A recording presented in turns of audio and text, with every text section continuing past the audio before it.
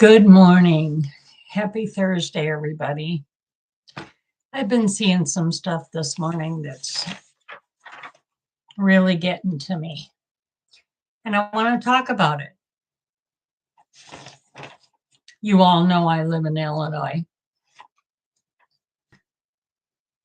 This came across my feed this morning. Several counties within the state want separation from the domination that Chicago has over us. It's a stronghold. And anything Chicago says, anything to appease Chicago, the whole rest of the state has to abide by. And our mandates, laws, is all centered around Chicago. Like that's the prima donna of the state, and the rest of us don't count. And we're all getting pretty fed up with it. Our voices don't matter. And here's the problem.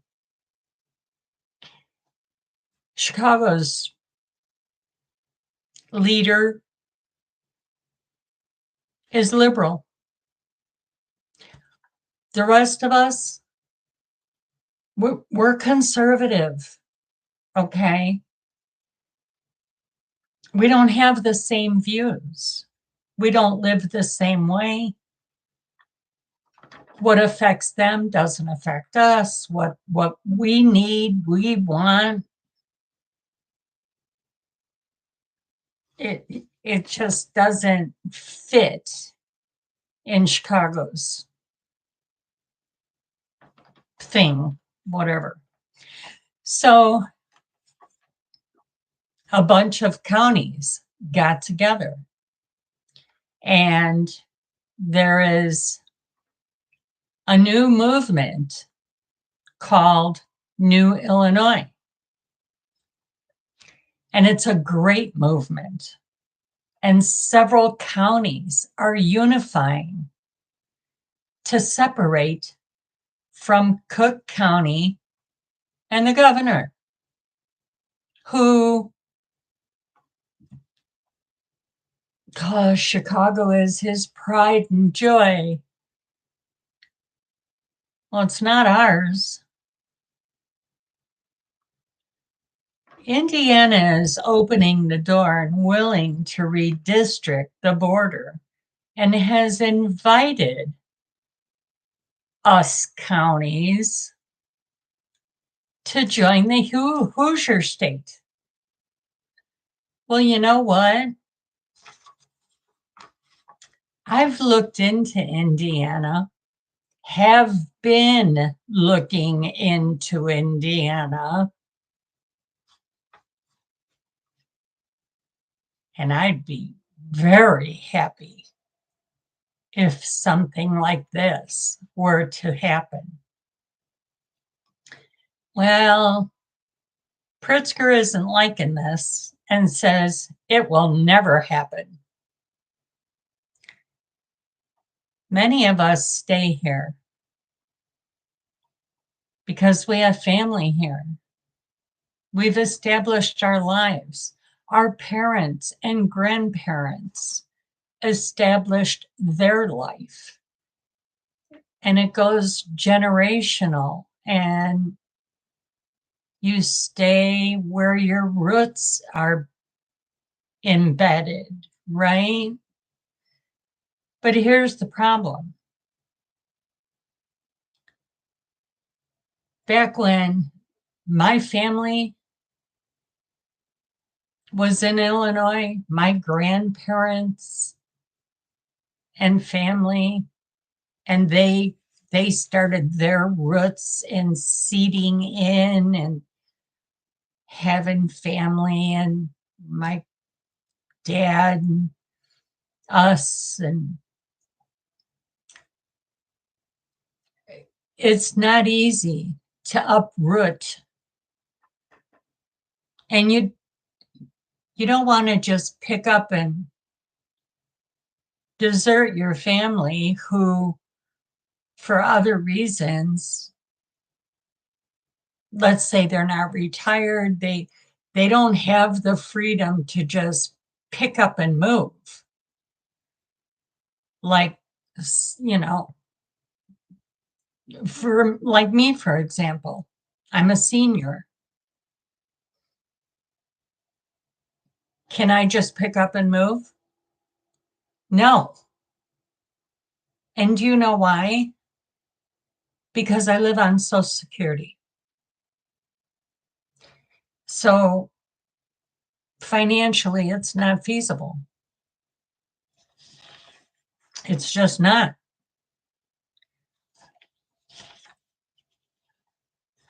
So we're established here. And the reason our families came here originally and established their lives, grandparents, parents, is because they supported the Democrat Party, the old Democrat Party, the other Democrat Party, who is the party for the people, who is the party for the working class, that Democrat Party. I don't know where that Democrat Party went. Oh, wait. It changed colors. It's red now. Because the Democrat Party of today is not the Democrat Party of my dad. It's not the Democrat Party of my grandparents. It's a liberal Democrat Party today. It does not serve the people. It does not serve society as a whole. It serves themselves and a very small few. That's who it serves. If it doesn't benefit the leaders, then they change things the way they want. Do they think about the rest of us? Nope. So they serve themselves. So the Democrat Party that my dad stood for, that my grandparents stood for, it's dead. It's gone. It's not the way it is today. I recognize this growing up with it constantly said to me, the Democrat Party is for the people, it's for the working class. It doesn't benefit the rich. The Republicans are bad people. They're only out for the elites and themselves. Not today. Not for the last, I don't even know how many years, 10, 15, 20 years. It's slowly changed. So what used to fit my father's wants and needs and my grandparents' wants and needs is gone, just like they are. So everything I learned as a child from my family about the Democrat Party, it doesn't serve me today. That's not me. That's not who I am. So, and the majority of the rest of the state feels the same way.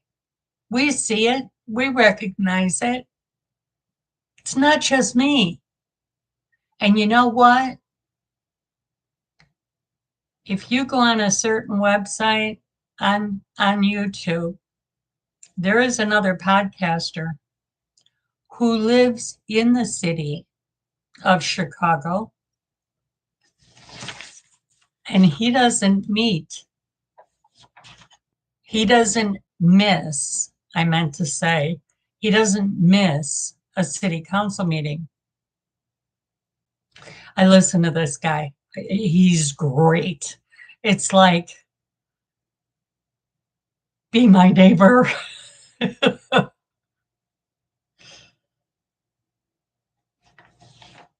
It's he says everything up. He's changing the mind of the Chicagoans. I mean, Chicago people feel they're starting to open up their eyes. They're starting to realize they,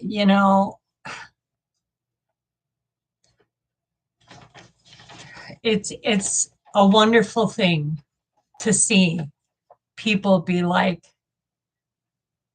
wow, this mayor doesn't serve me no more. Mayor Johnson has got what, 14 to 17% approval rating? Really? Out of the whole county of Cook? Out of the, no, Chicago. Okay, Chicago. The population of Chicago, it's the third largest city in the United States. And you mean to tell me out of all those people in Chicago, he only has up to a 17 max on a good day, 17% approval rating? And you go and you listen to those city council meetings where the citizens speak out. Oh my God. They are spilling it. I mean, they are spilling it. And Johnson is standing at the podium, just listening with this blank stare on his face while he is being beaten and slandered to his face. That the people do not stand with him. He is representing himself and the Chicago Public School Union. That's who he's representing. He's not representing the majority of the people in Chicago. And they're speaking out about it. I love listening to those council meetings. It's like I'm standing there cheering as I'm hearing these people talk. And the arrogant blank stare on Johnson's face, it's almost like he's got earplugs in, just doesn't hear a word of it. La la la la la, say whatever you want. Can't hear you.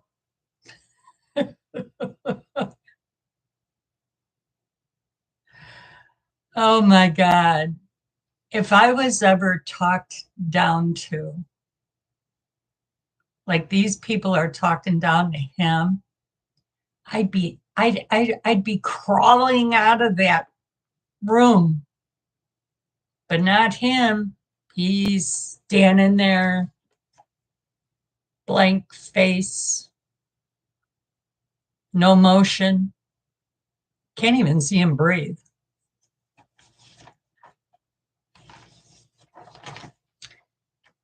Clearly, if you listen to those council meetings, you can tell that the people of Chicago are fed up. They're done. They don't want this.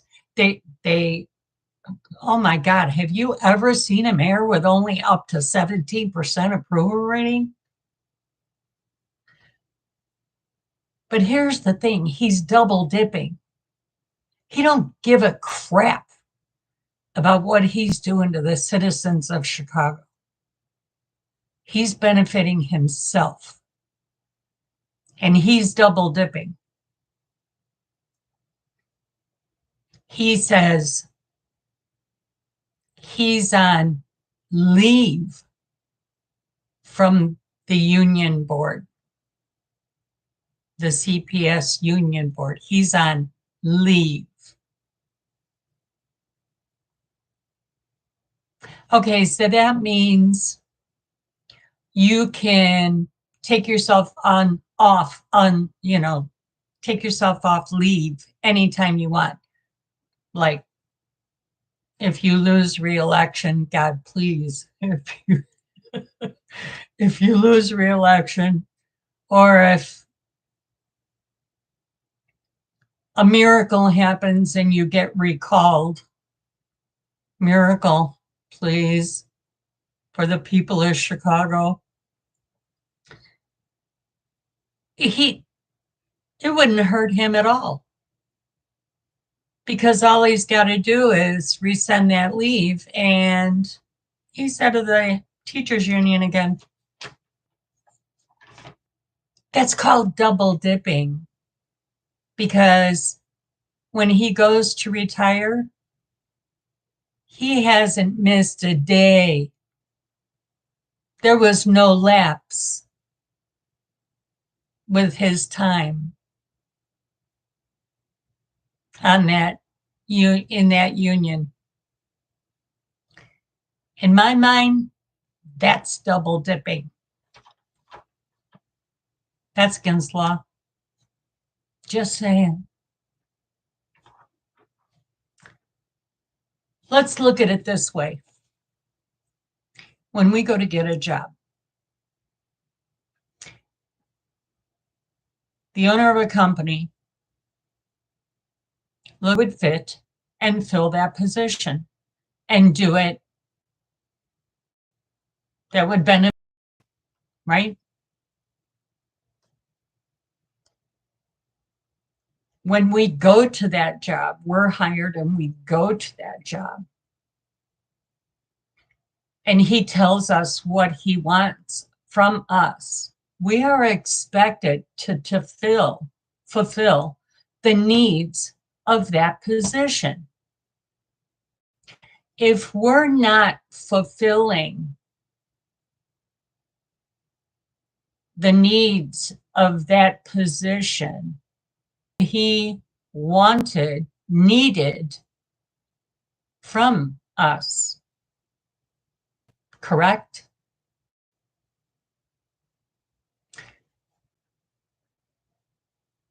Who pays Johnson?